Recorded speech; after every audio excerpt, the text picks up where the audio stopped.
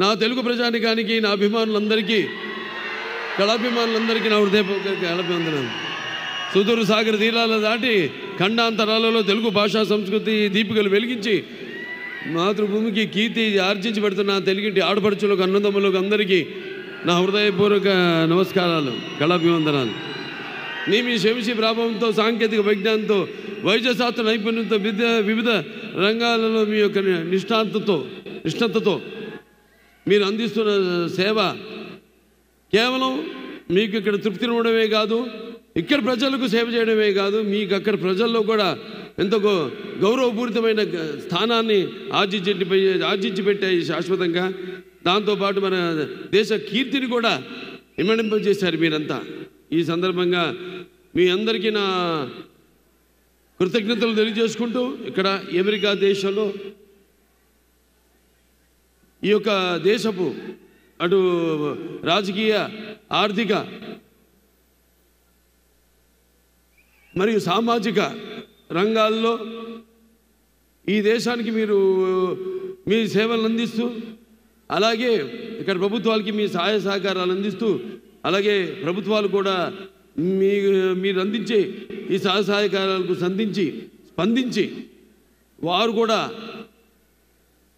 మీ యొక్క బాగోగుల కోసం చేస్తున్న ప్రయత్నాలన్నింటికి కూడా వారికి కూడా నా కృతజ్ఞతలు తెలియజేసుకుంటూ, అంతేకాకుండా జనని జన్మ భూమిష్ట స్వర్గాదపి గరీయసి అంటే ఇక్కడ మీరు ఎంత సంపాదించినా మళ్ళీ తిరిగి ఇవ్వడం, ఎంత సంపాదించింది కాదు, మనం తిరిగి మన పుట్టిన గడ్డకి, మన పుట్టిన జాతికి, మన పుట్టిన కుటుంబానికి, మన పుట్టిన ఊరికి ఏమి మనం తిరిగి ఆ రుణం తీర్చుకుంటున్నాం. నాన్నగారు ఎప్పుడు ఆయన జీవితాలు ఎప్పుడు రుణశేషం, శత్రుశేషం, అలాగే అగ్నిశేషం అంటారు, ఉంచకూడదంటారు. అంతేకాకుండా ఆయన మెడ్రాస్లో పెరిగి ఒక నటుడిగా ఎదిగాడు ఆయన. మరి ఆ నీళ్లు తాగి ఆ నీళ్ళతో స్నానం చేసి పెరిగిన ఆయన, ఆ స్థాయికి వచ్చిన ఆయన తిరిగి చెన్నైకి కూడా తిరిగి నీళ్ళు ఇచ్చారంటే నీళ్ళ రుణం కూడా ఉంచుకోలేదు ఎన్టీఆర్.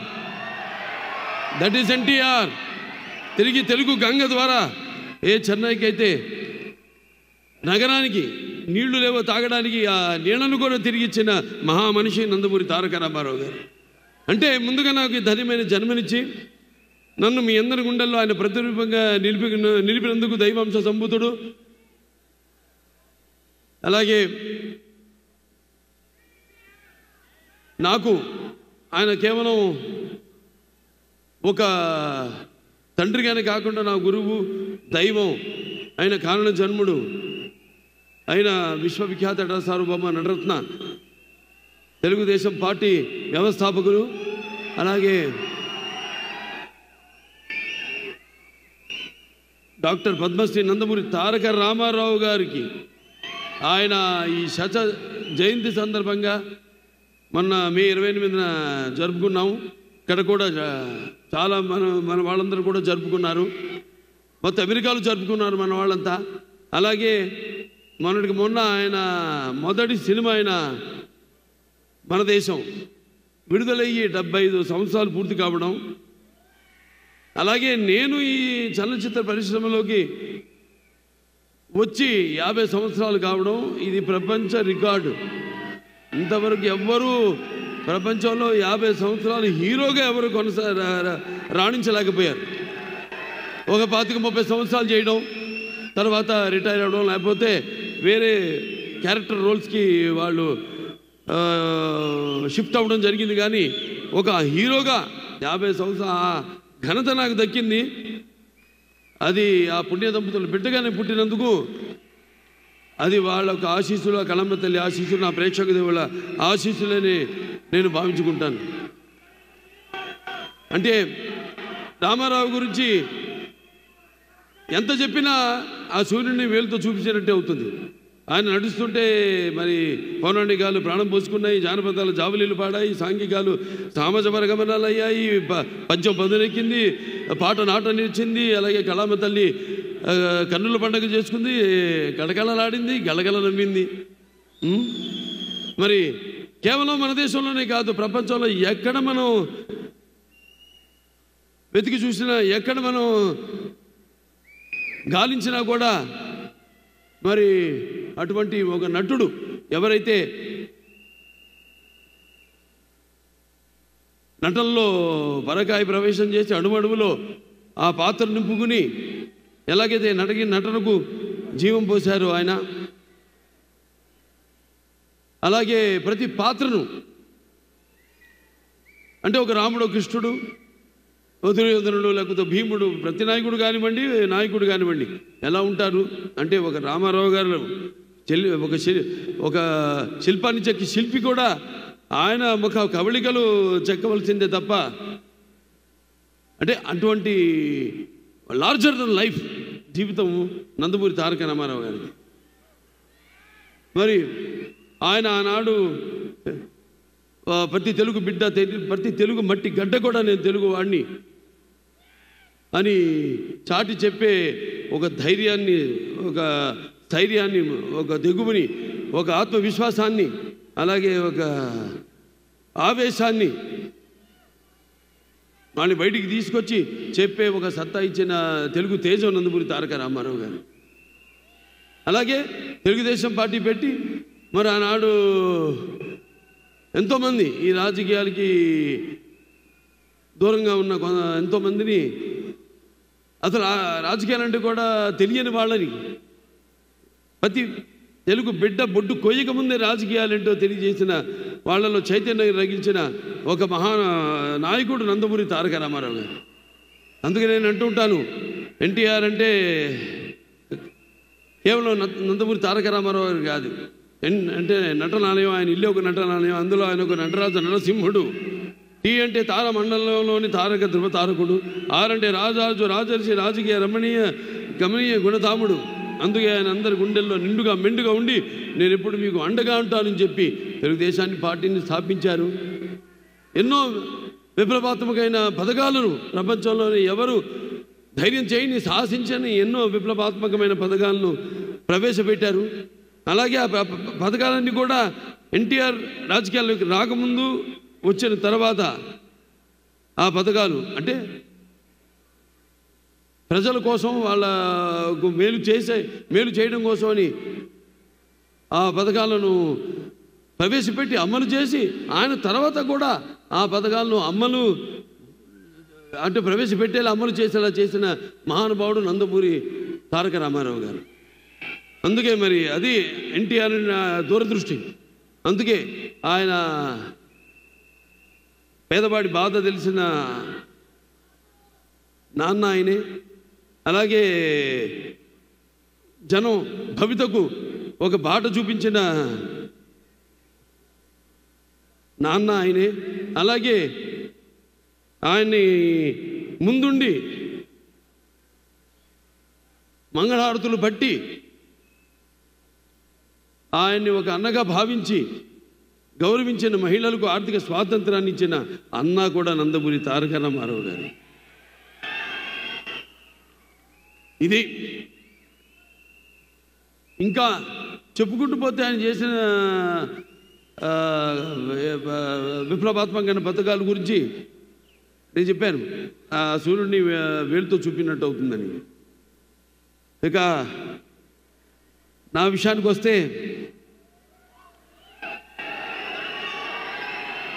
చెప్పాను, నాకు నా గురువు, నా దైవం, నా మెంటరు అంతా కూడా నందమూరి తారక రామారావు గారు అని.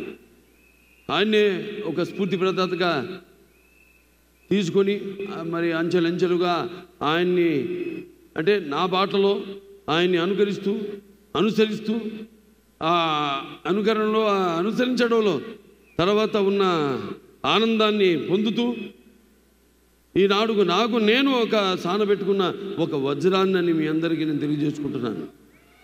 అంటే నేను ఎప్పుడూ అంటూ ఉంటాను, చాలామంది ఎన్నో రకాలుగా విమర్శలు కురిపించారు, అది వాటిని పట్టించుకొని నేను చెప్పేవాడు, నవ్వేవాడు, నవ్వని ఏడ్చేవాళ్ళు ఏమని అన్నట్టు నేను అనుకున్నది ఆ బాటలోనే. నాకు ఆధ్యాత్మిక చింతన ఎక్కువగా ఆయన నడిపిస్తాడు ఆ భగవంతుడే, ఆ పుణ్య దంపతులే నడిపిస్తారు అని ఒక నమ్మకం, విశ్వాసం, దృఢమైన విశ్వాసం వేరు, దృఢమైన విశ్వాసం వేరు. ఆ దృఢమైన విశ్వాసంతోనే ఇలా 50 ఏళ్ళైంది ఇండస్ట్రీకి వచ్చి. ఎన్నో రకరకాల పాత్రలు చేశాను. మొదటి బొట్టు దిద్దింది ఆయనే, తిలకం పెట్టింది ఆయనే. ఆ ముహూర్తాన్ని సుముహూర్తాన్ని ఏ ముహూర్తాన్ని అయితే ఆయన నా నుదుటిన బొట్టు పెట్టారో ఆ ముహూర్తం నుంచి నా యొక్క ఈ చలనచిత్ర ప్రస్థానం మొదలైంది. ఎన్నో పాత్రలు చేశాను, రకరకాల పాత్రలు. అటు జానపదాలు కానివ్వండి, పౌరాణికాలు కానివ్వండి, లేకపోతే మన ఆదిత్య తీసిన ఫస్ట్ ఇండియన్, మన గొప్పలు మనం చెప్పుకోము. ఇప్పుడు వస్తున్న టెక్నిక్ వీళ్ళు ఎక్కడ ప్రస్తావన లేదు ఆ సినిమా గురించి. చేయబోతున్నాను దాని సీక్వెల్ కూడా అతి త్వరలో. ఫస్ట్ ఇండియన్ సోషియో ఫ్యాంటసీ చేసింది మన తెలుగు వాళ్ళు అని యావత్ భారతదేశం గర్వపడాల్సింది. అటువంటిది చాలామంది తెలియదు ఆ సినిమా గురించి, వేరే భాష వాళ్ళకి. అలా ఎన్నో అటు ఫ్యాంటసీలు కానివ్వండి, పౌరాణికాలు కానివ్వండి, ఇన్ని పాత్రలు చేసే అవకాశం నాకు దక్కినందుకు అది నా పూర్వజన్మ సుకృతంగా భావిస్తున్నాను. అలాగే ఒక్కొక్క సినిమా అంటే వయసు పెరుగుతున్న కొద్దీ ఎలా అంటే ఒక సినిమా ఇంకా నాకు బాగా మెచ్యూరిటీ అంటే సినిమాల గురించి, పాత్రల గురించి ఇంకా ఎక్కువ నా సొంతంగా నేను ఒక నిర్ణయం తీసుకునే ఒక స్థాయికి నేను ఎదగగలిగాను అన్న అది ఒక దృఢ సంకల్పం, ఒక విశ్వాసం, నమ్మకం నా మీద నాకు కలిగింది. ఇప్పుడు ఇవాళ ఒక అఖండ సినిమా అయితేనేమి, లేకపోతే ఒక వీరసింహారెడ్డి అయితేనేమి, ఒక నేలకొండ భగవంత్ కేసరి అయితేనేమి, ఇవన్నీ కూడా 3 సినిమాలు.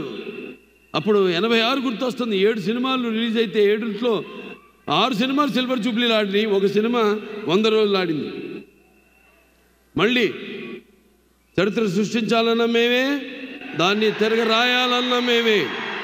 మళ్ళీ వస్తా, మళ్ళీ జాప్యం లేకుండా. ఎందుకంటే ఒక అవకాశం ఇచ్చాడు. అందరూ 2వ ఇన్నింగ్స్ అంటారు. అది ఎప్పుడు ఏదో ఒక రిటైర్ అయిపోయినా కొంచెం దారి మార్చుకుని మళ్ళించుకుని ఏదో క్యారెక్టర్ ఆర్టిస్ట్ గానో లేకపోతే అది కానీ అట్టా కాకుండా ఇవాళ నాకు వచ్చిన ఈ అవకాశం అది నా 2వ ఇన్నింగ్స్గా తీసుకుని ఈ యొక్క 3 సినిమాలు విజయం దొరతా మనకు 3 సార్లు మన అక్కడ హిందూపురం ఎమ్మెల్యేగా గెలిచినందుకు నా హిందూపురం ప్రజలందరికీ కూడా నా ధన్యవాదాలు తెలియజేసుకుంటూ ఇక 2వ ఇన్నింగ్స్ ఇక్కడి నుంచి మొదలైందని మీ అందరికీ తెలియజేసుకుంటున్నాను. నా క్యాన్సర్ హాస్పిటల్ ఉంది. నా క్యాన్సర్ హాస్పిటల్లో మా డాక్టర్లు, మా కార్యవర్గ సభ్యులు అయితేనేమి, మాకు బోర్డు మెంబర్స్ అయితేనేమి, లేకపోతే మా డాక్టర్స్ అయితేనేమి, నాన్ మెడికల్, పారామెడికల్, లేకపోతే నర్సింగ్ స్టాఫ్, వాళ్ళందరూ అవిశ్రాంతంగా పడుతున్న శ్రమకి ఫలితమే నా ముందు ఉన్న చైర్మన్స్ అయితేనేమి, నాకు ముందున్న బోర్డు మెంబర్స్ అయితేనేమి, వాళ్ళందరూ నాకు ఇన్స్పిరేషన్గా ఇవాళ ఆసుపత్రిని ఈ స్థాయికి తీసుకురాగలిగానంటే మీ అందరి సహాయ సహకారాలతో. నేను ఇప్పుడు ఇక్కడికి చాలాసార్లు రావడం జరిగింది అమెరికాకి ఫండ్ రైజర్స్కి. మాకు ఇక్కడ అయాకో ఉంది, ఇండియన్ అమెరికన్ క్యాన్సర్ ఆర్గనైజేషను. అలా ఇక్కడికి వచ్చినప్పుడల్లా మేము చేస్తున్న సేవలను గుర్తించి మీరు అందిస్తున్న సహాయ సహకారాలు, అలాగే బ్యాంక్స్ వాడైతేనేమి, లేకపోతే public and private industry sectors అయితేనేమి, అందరూ దాతలు, మీ అందరి వల్లే ఆ ఆసుపత్రి దినదినాభివృద్ధి చెంది ఏదైతే అత్యాధునికమైన పరికరాలు వీటిని అన్నింటినీ అంటే అప్డేట్ చేసుకుంటూ అందరికీ మేము ఈ సేవలు అందించగలుగుతున్నాం. అది మీ అందరి యొక్క సహాయ సహకారాలు ఉండబట్టే తప్ప లేకపోతే నా వల్ల సాధ్యం కాదు. అది ఒకటి నాన్నగారు పేరు, 2వదేమో అమ్మగారి పేరు. అంటే ఒక పుణ్య దంపతుల బిడ్డగా పుట్టిన ఈ ధన్యమైన జీవితం ఇలాగే మీ అందరి సహాయ సహకారాలతో ఇక ముందుకు ఇలాగే మన యొక్క ఈ యొక్క సత్సంబంధం కొనసాగాలని ఆ దేవుణ్ణి కోరుకుంటూ మరి ఈనాడు డాకు మహారాజ్ అంటే ఒక పాత్ర నుంచి పుట్టింది కథ. ఇప్పుడు చెప్తుంటా చాలా సందర్భాల్లో ఒక పంచపక్ష పరిమాణం వడ్డించిన విస్తరిగా వచ్చారు, ఫుల్లీ లేడ్ ప్లాటర్. లేకపోతే ఒక పాత్రలో ఇచ్చి, లేకపోతే ఒక సన్నివేశంలో నుంచి, ఏదో మన జీవితంలో జరిగిన దాంట్లో నుంచి, లేకపోతే ఇంకో సినిమాలు చూసి, వేరే భాష సినిమాలు చూసి ఇన్స్పైర్ అయ్యి అందులోంచి ఒక కథ పుట్టుకొస్తుందని. డాకు మహారాజ్ పుట్టింది ఆదిత్య 369 సినిమాలో. నేను శ్రీకృష్ణదేవరాయలు కృష్ణ కుమారుని కాపాడుతాడు బాణంతో ఉరి తీస్తున్నప్పుడు, ఆ పాత్రలోంచి పుట్టిన కథ డాకు మహారాజ్. పాత్ర, ఆ వేషధారణ, వాచకం, ఆంగికం అన్నీ కూడా పుట్టింది ఒక పాత్రలోంచి. ఆ పాత్ర చుట్టూ ముందు కథ, పాత్ర అనుకున్నాం ఇలా ఉంటే బాగుంటుందని, ఆ తర్వాత దాని చుట్టూ కథ అల్లడం జరిగింది. కథ కూడా ఇలాంటి కథ కాదు మరి, ఎందుకంటే బాలకృష్ణ సినిమాని కానీ నాకెంతో బాధ్యత ఉంది సమాజం వైపు. సినిమా అంటే నిన్నట్టే ఎన్నో సందర్భాల్లో కళ్ళు మూసుకున్నప్పుడు కలిగేది కళ, కలగంటున్నప్పుడు కలిగేది, అలాగే నిద్రపోతున్న సమాజాన్ని మేల్కొల్పేది కళ అని. అలాంటి నా ఒక ఎన్టీ రామారావు అబ్బాయిగా, అలాగే ఒక ప్రజాప్రతినిధిగా నా భుజస్కంధాలపై ఎంతో బాధ్యత ఉంది. మంచి సినిమాలు ఇవ్వాలి, ఒక మంచి సందేశంతో సినిమా ఇవ్వాలి. ఈ సినిమాలో కూడా సందేశం ఉంది, చాలా మంచి సందేశం. రేపు చూస్తారు మీరే, 12 విడుదల కాబోతుంది. సో ఇలా చేసుకుంటూ ఒక్కొక్క పాత్రని ఎలా ఉంటే బాగుంటుంది ఏంటనేది, ఇది ఒక సమిష్టి కృషిగా భావిస్తాను నేను. ఇప్పుడు ఏ సినిమా అయినా సరే, ఏ ఒక్కడి వల్ల కాదు సినిమా. సో అలాగే నిర్మాత నాగవంశీ గారికి నా మీద, బాబీ డైరెక్టర్ గారి మీద ఉన్న నమ్మకం, మీ ఇద్దరం కూర్చుని మరి అంతా డిస్కస్ చేసి సబ్జెక్ట్ ఎలా ఉంటే బాగుంటుంది అని ఒక డిజైన్ చేసుకుని సబ్జెక్ట్ని చేసిన సినిమాని రేపు రాబోతున్న మన డాకు మహారాజ్. డాకు మహారాజ్ టైటిలే చాలా, ప్రతి టైటిల్ నాకు ఒక ఛాలెంజ్. సరే ఏం చేద్దాం, టైటిల్ ముందు అనౌన్స్ చేద్దామా అంటే వద్దన్నా, నేనే హ్యాపీ, వద్దండి అది సినిమా టీజర్తో పాటు మనం రిలీజ్ చేద్దాం, అప్పుడే ఆ టైటిల్కి ఫుల్ జస్టిఫికేషన్ చేసిన వాళ్ళు అవుతాం. ముందు జనానికి ఎక్కాలి, టైటిల్ ఎక్కాలంటే నా అభిమానులు ఉన్నారు, వాడే నా ప్రచారకర్తలు. ఏ సినిమా నేను నా ప్రతి అడుగు, ఎందుకంటే నాదొక ఓపెన్ బుక్ అని అందరికీ తెలిసిందే, దాపరికాలు లేవు, ప్రతిదీ తెలుసు. కాబట్టి ముందు మరి భావసరాణి జన్మాంతర సౌహృదాన్ని అంటారు. పోయిన జన్మలో ఒకరిద్దరితో మనకు తెలిసిన వాళ్ళు ఉంటే, ఈ జన్మలో ఏదో కొంత వాళ్ళిద్దరు ఒక 5-6 ఒకళ్ళు పొందొచ్చు.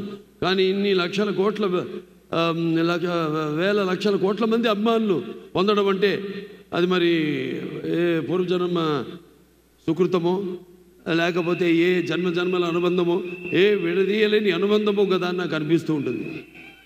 సో ముందు వాళ్ళని దృష్టిలో పెట్టుకుంటాను, అలా ఒక కథను తయారు చేసుకోవడం. మరి ఈ సినిమా విషయానికి వస్తే అందరూ అద్భుతంగా, అందరూ అంటే నటీనటులు కానివ్వండి, లేకపోతే తాంత్రిక నిపుణులు కానివ్వండి, అందరూ కూడా చాలా అద్భుతంగా ఎవరెవరు వాళ్ళు ఒక కర్తవ్యాన్ని అప్పచెప్పిన పనిని వాళ్ళు 100కి 100 పాళ్ళు వాటికి న్యాయం చేశారని చూస్తారు రేపు సినిమా స్క్రీన్ మీద. డిఫరెంట్ జానర్ అంటే మన తెలుగువాడు ఏంటనేది కూడా ఈ సినిమాలో ద్వారా తెలియజేయడం జరిగింది. సో అలా చాలా మంచి నిర్మాత మా నాగవంశీ గారు. నా అభిమానుడుగా ఫ్యాన్ కూడా ఇక్కడే డలాస్ వచ్చిపోతుంటాడు ఆయన ఎక్కువగా. ఆయన ఎంతో ఒక మంచి నిర్మాతలు, అందరూ మంచి నిర్మాతలే. కాకపోతే ఇప్పుడు మీకు తెలుసు, ప్రతి వాళ్ళు అందరూ పోటీ పడుతున్నారు. ఏది ఎంత కుంచుకుపోయింది, ప్రపంచం అంతా కుంచుకుపోయింది. ఇన్స్టాగ్రామ్ అని, లేకపోతే వాట్సాప్లని, ఇలా ఎక్కడెక్కడ మొత్తం కుంచుకుపోయిన ఓటీటీ ప్లాట్ఫామ్ కానీ, ఇదంతా కూడా కాంపిటీషన్ పెరుగుతున్నప్పుడు వాటిలన్నిటికీ సవాలుగా నిలబడింది ఒక్క బాలకృష్ణే. రెడీ, వాళ్ళ పని వాళ్ళు చేసుకుంటారు, మన పని మనం చేసుకుందాం అంతే. వాళ్ళ గురించి మనమేది భారంగా భావించకూడదు, లేకపోతే బాధగా భావించకూడదు. వాళ్ళు చేసుకోనివ్వండి, ఎందుకంటే టెక్నిక్ పెరుగుతుంది. టెక్నిక్ పెరుగుతున్న కొద్దీ మరి వస్తున్న తరం కూడా ఆ టెక్నిక్ని అడాప్ట్ చేసుకుని ఇప్పుడు ఆర్టిఫిషియల్ ఇంటెలిజెన్స్ ఉంది, ఎంతవరకు వాడుకోవాలి అంతవరకు వాడుకోవాలి. దాన్ని మితిమీరి వాడితే అది మన మొగుడే కూర్చుంటుంది. అదే అయింది. ఏదో రోబో ఒక చెత్తను తీసుకెళ్ళి పడేయాల్సిన సందర్భంలో క్రషర్లో మనిషిని ఎత్తిపడేసింది తైవాన్లో. సో దేనికి వాడాలి, ఎంతవరకు వాడాలి, మనల్ని అది అధిగమించకుండా మన చెప్పు చేతల్లో ఎప్పుడు టెక్నిక్ అంటాను. Anything is technique. మా ఫిలిం ఇండస్ట్రీ కూడా ఇప్పుడు టెక్నిక్గా ఇవాళ బాగా ఎదిగింది ఇండస్ట్రీ. ఇవాళ పాన్ ఇండియా, ఇవాళ మనం అందరికీ పోటీ ఎక్కడ లేదు అసలు తెలుగు సినిమాలకి. అటువంటి స్థాయికి మనం ఎదిగామంటే అదంతా మన సృష్టికి ప్రతి సృష్టికర్త అయిన మన తెలుగు దర్శకులు వాళ్ళందరూ కూడా వాళ్ళ మీద నమ్మకం పెట్టుకుని సినిమాలు నిర్మిస్తున్న నిర్మాతలు. నేను చేసిన ఆదిత్య తీసిన నానాడే మొదటి ప్రయత్నం అది. నా నిర్మాత నా మీద పెట్టుకున్న నమ్మకం, డైరెక్టర్ మొత్తం టీం మీద పెట్టుకున్న నమ్మకం ఫలితమే ఆనాడు ఆదిత్య చేసిన విజయవంతం కావడానికి. అలా ఒక్కొక్కళ్ళు తమన్ ఖచ్చితంగా చెప్పాలి. ఎందుకంటే సప్త సాగర సంకర్షణ జ్వలిత శబ్దోద్భవ మాధురి శబ్దస్వరాలైన సరిగమ పదనీస సంగీత సాహిత్య మధురమైన గీతాలు వినడానికి భాషా భేదం కానీ, ఆడ మగ తేడా కానీ, లేకపోతే దానికి దారిద్రాది పట్టుబిడుపులు కానీ, పండిత పామరాది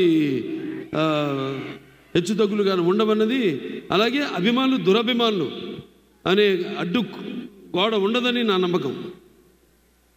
మరి ఈరోజు అద్భుతంగా అఖండ తెలుస్తుంది మనకి. ఇక్కడ అమెరికాలోనే మొదలైంది చరిత్ర. ఏది థియేటర్లో సబ్బూపర్లు బ్లాస్ట్ అయ్యి. కానీ నేను ఒకటే మీకు చెప్పుకుంటున్నా, ఒకటేంటంటే మనం ఎక్కడున్నాం, ఏ దేశంలో ఉన్నాం అన్నది కొంచెం మనం గమనించి అప్రమత్తంగా ఉండి వీళ్ళకి నేను చెప్పి అన్నట్టు మనం కూడా మన సహాయ సహకారాలు అందించాల్సిన అవసరం ఉంది. ఇక్కడ ఓకే మనకి అక్కడ అలవాటు ఈ కాగితాలు, రంగు కాగితాలు ఎగరేయడాలు, అవన్నీ వాళ్ళకి ఫైరు, ఇవన్నీ వాళ్ళకి న్యూసెన్స్ ఉంటాయి ఇక్కడ. అవన్నీ వాళ్ళు చెప్పినట్టుగా మనం అంటే అల్లరి చేయకుండా, ఓకే అల్లరి చేయండి కానీ ఆగమం చేయొద్దు. అది నేను చెప్పేది. ఎలాగో మీ కొన్ని ఏదైతే వాళ్ళు వద్దంటున్నారో మనం గౌరవిస్తే మనమేంటో మనం చాటుకున్న వాళ్ళం అవుతాం. అది నేను చెప్పేది. ఎస్పెషలీ అది జరిగేది నా ఒక్కడికే. కాబట్టి నా అభిమానులందరికీ నా తరఫు నుంచి ఒక చిన్న విన్నపం ఏంటంటే, మీరు అల్లరి చేయండి, ఓకే అరవండి, కేకలేయండి, దాని గురించి కాదు, ఆగమం చేయదు థియేటర్లో. ఎందుకంటే అది లేనిపోని మన దీన్నే ప్రతిబింబిస్తుంది. ఎందుకంటే ఇక్కడ కొన్ని రూల్స్ ఉంటాయి, ప్రోటోకాల్స్ ఉంటాయి. ఆ ప్రోటోకాల్స్ అన్నీ మనం పాటించాల్సిన అవసరం ఉంది. మరొకసారి మీరందరికీ, అలాగే మా కెమెరామెన్ గురించి కూడా ప్రత్యేకంగా చెప్పుకోవాలి. విజయ్ కన్నన్ అద్భుతంగా చిత్రాన్ని ఆయన లైటింగ్ స్కీమ్లో దాన్ని అంటే డైరెక్టర్ అది ఎలా అంటే గవర్నమెంట్ లాగే ఉంటుంది. ఎలాగైతే మనం అనుకుంటామో ఈ పథకాలని, కానీ ఇంప్లిమెంట్ చేసేది కింద అధికారులు, క్షేత్రస్థాయి వరకు అధికారులు. అలా డైరెక్టర్ మైండ్లో అనుకున్న షాట్ని కరెక్ట్గా డైరెక్టర్ అనుకున్నట్టు చూపగలిగే సత్తా ఒక కెమెరామెన్ చేతుల్లో ఉంటుంది. అటువంటి అద్భుతంగా కొత్త జోనర్కి తన లైటింగ్ స్కిల్స్తో అద్భుతంగా అందరినీ అందంగా ఎంతో బాగా ఏ పాత్రలు ఇప్పుడు దాంట్లో ఉన్నాయి 2-3 గెటప్లో షేడ్స్ ఉన్నాయి. నా పాత్రలు ఎలా ఉండాలి, ఎలా లైటింగ్ చేయాలి ఏంటి అనేది చాలా బాగా చేశాడు ఆయన. ఇక డైరెక్టర్ బాబీ చాలా అసలు ఇంత సినిమా చేశాడా నాకు ఇప్పటికీ అనిపిస్తుంటుంది. ఎందుకంటే ఎప్పుడు సైలెంట్గా ఉంటాడు, సెట్స్లో ఏమి హడావుడు ఉండదు, చాలా కూల్గా ఉంటాడు మనిషి, క్వైట్గా ఉంటాడు ఆయన. అటువంటిది తనకు కావాల్సింది. అలాగే ఎవరైనా సూచనలు ఇస్తే అవి తీసుకుని ప్రొడ్యూసర్ కానివ్వండి, అనుభవం ఉన్న ప్రొడ్యూసర్, లేకపోతే అనుభవం ఉన్న నటుడు ఇక్కడ ఉన్నాడు, మేము చెప్పినవి మళ్ళీ అంతర్మతనం చేసుకుని ఎంతో అద్భుతంగా స్క్రిప్ట్ని మలిచి, అంటే ముత్యాలు ఏటపాలుగా దొర్లితే చూడడానికి ఎంత అందంగా ఉంటాయో అంత అందంగా ఆ నటీనటుల నుంచి హావభావాలని రాబెట్టుకోగలిగిన సత్తా, అలాగే మన మ్యూజిక్ డైరెక్టర్ తమ నుంచి కూడా అద్భుతమైన బాణీలను రాబెట్టుకోగలిగిన, అలాగే అద్భుతమైన సాహిత్యం రచించిన శ్యామ్ గారు అయితేనేమి, అనంత శ్రీరామ్ గారు చాలా అద్భుతంగా అన్నీ కుదురుతాయి. కొన్ని సినిమాలకి అన్నీ బాగా కుదురుతాయి. అందుకంటే ఈ సంవత్సరం రామారావు గారి యొక్క జయంతి ఉత్సవం అయితేనేమి, లేకపోతే ఆయన ఇండస్ట్రీకి ఎంటర్ అయిన 75 సంవత్సరాలు మొన్న పూర్తి అవ్వడం అయితేనేమి, నా ఈ 50 సంవత్సరం కావడం అయితేనేమి, నేను అటు క్యాన్సర్ హాస్పిటల్కి చైర్మన్గా 15 సంవత్సరాలు అయింది నేను ఆ బాధ్యతలు చేపట్టి. ఇవన్నీ ఒక నెక్స్ట్ ఇయర్ మళ్ళీ మనకి సిల్వర్ జూబ్లీ జరుగుతుంది క్యాన్సర్ హాస్పిటల్. 25 సంవత్సరాలు అవుతుంది మన క్యాన్సర్ హాస్పిటల్ పెట్టి. సో ఇలా అన్ని కాకతాళీయం యాదృచ్ఛికం అనుకుంటా అంతా అంతే. అక్కడి నుంచి ఏదో ఒక పాలపుంత ఒక విస్ఫోటనం జరిగితే తప్ప ఇలాంటివి చాలా అరుదుగా జరుగుతాయి. అది నేను నమ్మేవాడిని కాబట్టి సో నేను ఇవన్నీ చేస్తున్నాను అని ఒక అలసట లేకుండా మీరు అందిస్తున్న సహాయ సహకారాలకి ఇంకా ఎంతో చేయాలని ఒక నటుడిగా అయితేనేమి, ఒక క్యాన్సర్ హాస్పిటల్ చైర్మన్గా అయితేనేమి, ఒక సినిమా తీసి ఎంతో కష్టపడి దాని ఒక ఫలితం కోసం ఎదురు చూస్తున్నప్పుడు దాన్ని విజయవంతం చేస్తే అది మా వెన్ను తట్టి మరింకా ఇటువంటి మంచి సినిమాలు మాకు అందజేయండి అని ప్రోత్సహించినట్టే. సో ఇట్లా నేను చేస్తున్న ప్రతి సినిమాని మీరు విజయవంతం చేస్తూ ఇలా వెన్ను తట్టి ప్రోత్సహిస్తున్నందుకు ప్రేక్షక దేవుళ్ళందరికీ నా హృదయపూర్వక ధన్యవాదాలు తెలుసుకుంటూ, అలాగే నా అభిమానులు ముఖ్యంగా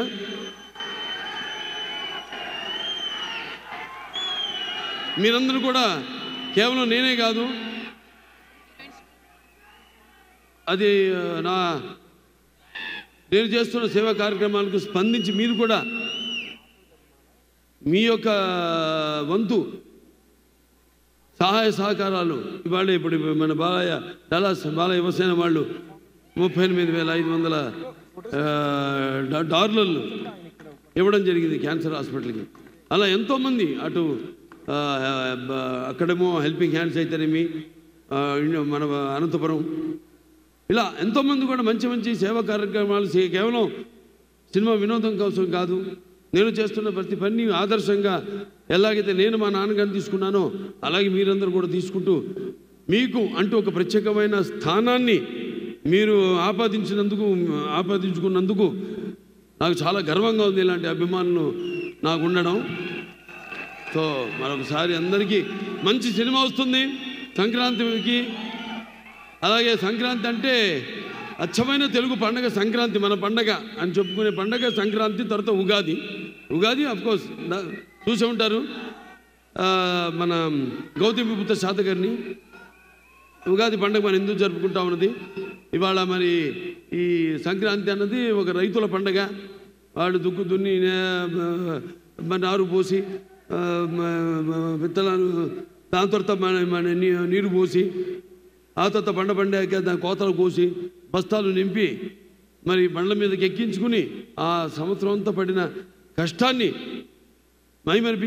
మరిపించే ఒక పండగ సంక్రాంతి. అలాగే సంక్రాంతి అనగానే ఇప్పుడే చూశాను పిల్లల్ని ఎంతో ముస్తాబు చేసి వాళ్ళ తల్లిదండ్రులు పిల్లల దగ్గరికి పంపించి ఎంతో అద్భుతంగా ఎంట్రుకలు నిక్కుపొడుచుకునేలా చాలా అద్భుతంగా వాళ్ళు వాళ్ళ నాట్యాన్ని ప్రదర్శించారు. వాళ్ళ తల్లిదండ్రులకి ముందుగా అభినందనలు తెలియజేసుకుంటున్నాను. తర్వాత పిల్లలకి నా ఆశీస్సులు తెలియజేసుకుంటున్నాను. ఈ సంక్రాంతి పండుగ మరి గొబ్బెమ్మలతో, మరి ఒక భోగి మంటలతో, హరిదాసుల కీర్తనలతో, అలాగే కొత్త అల్లుళ్ళతో, మంచి రుచికరమైన పిండి వంటలతో అందరూ కలిసికట్టుగా జరుపుకునే మన ఈ సంక్రాంతి పండగకి చాలామంది ఇక్కడి నుంచి పండగలంటే వస్తున్నారు అక్కడికి.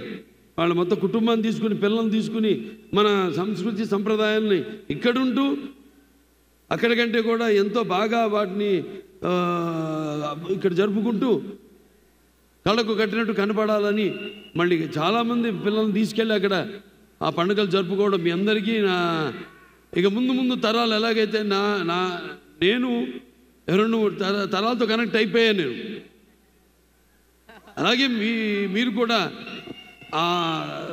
ఇది ఒక మన సంప్రదాయాల సంస్కృతిని ఆ తరతరాలకు అందజేస్తున్నందుకు ఇక్కడ ఉన్న వాళ్ళందరికీ కూడా పిల్లల తల్లిదండ్రులందరికీ నా కృతజ్ఞతలు తెలియజేసుకుంటూ, మరి సినిమా బ్రహ్మాండంగా వచ్చింది చూడండి. బ్రహ్మాండంగా ఒక వైవిధ్యమైన పాత్ర, ప్రతి పాత్ర దీంట్లో డైలాగ్ ఉంది. అదేంటంటే ఒకటి పొడుస్తాను, అందరూ అడుగుతున్నారు, ఒకటి కత్తితో పొడుస్తాడు అంటాడు, వార్నింగ్ ఇస్తానా నీకు అంటే విలన్ మనిషిని చంపుతాను నేను. వాడు అంటాడు నీకు వార్నింగ్ ఇస్తున్నాను. అప్పుడు నేనంటారు రే వార్నింగు చంపేవాడు వాళ్ళు కానీ చచ్చేవాడు కాదురా. तेरा बलवंत सिंह को भी सुकून से ऊपर भेज दूंगा. ఎందుకంటే ఇదంతా ఉత్తర భారతదేశంలో అక్కడ రాజస్థాన్లో కూడా జరుగుతున్న కథ ఇది. సో దాన్ని మనం అలా అది హిందీ తెలుగు మేళవించి డైలాగులన్నీ రాయడం జరిగింది. ఎక్కువగా మన తెలుగు దాని మనకి కంఫర్ట్గా ఉండడానికని. సో చిత్రం చాలా బాగుంది, బాగా వచ్చింది. తప్పకుండా మిమ్మల్ని అందరినీ ఏంటి మీరు ఎదురు చూస్తున్నారు, ఏంటి కథ ఏంటి అన్నది మిమ్మల్ని మరొక లోకంలోకి తీసుకెళ్తుంది ఈ సినిమాని తెలియజేసుకుంటూ, మరి చాలా కాలాతీతమైంది. ఎంతో దూరాల నుండి కూడా మీరు ఎంతో వచ్చారు. కేవలం చెప్పాను డాలర్స్ ఇచ్చే కాదు, అటు ఉత్తరం దక్షిణం తూర్పు పడమర నుంచి కూడా అందరు అబ్బాయిలు ఇక్కడికి విచ్చేశారు. అబ్బాయిలే కాదు అందరూ కూడా తెలుగు వాళ్ళంతా, మన ప్రవాస ఆంధ్రులందరూ కూడా, ప్రవాస తెలంగాణ వాస్తవ్యులు అయితే మీ అందరూ కూడా ఇక్కడ ఇచ్చేశారు. అందరూ కూడా మరొకసారి నా ధన్యవాదాలు తెలియజేసుకుంటూ, మీరందరూ క్షేమంగా మీరు వచ్చిన ఊళ్ళ నుంచి లేకపోతే మీ ఇళ్ళకి వెళ్ళవలసిందిగా మిమ్మల్ని అందరిని కోరుకుంటూ, మరొకసారి మీకు అందరికీ నా సంక్రాంతి శుభాకాంక్షలు తెలియజేసుకుంటూ, ఈ సంక్రాంతి ఆ భగవంతుడు మీకు అష్టైశ్వర్యాలు, సుఖ సంతోషాలు, భోగభాగ్యాలు, కీర్తి ప్రతిష్టలు, శ్రీసంపదల ఆయురారోగ్యం, అలాగే సంపూర్ణ ఆయుష్, నవగ్రహాల ఆనుకూల్యం ప్రసాదించాలని మనస్ఫూర్తిగా కోరుకుంటూ నేను సెలవు తీసుకుంటున్నాను.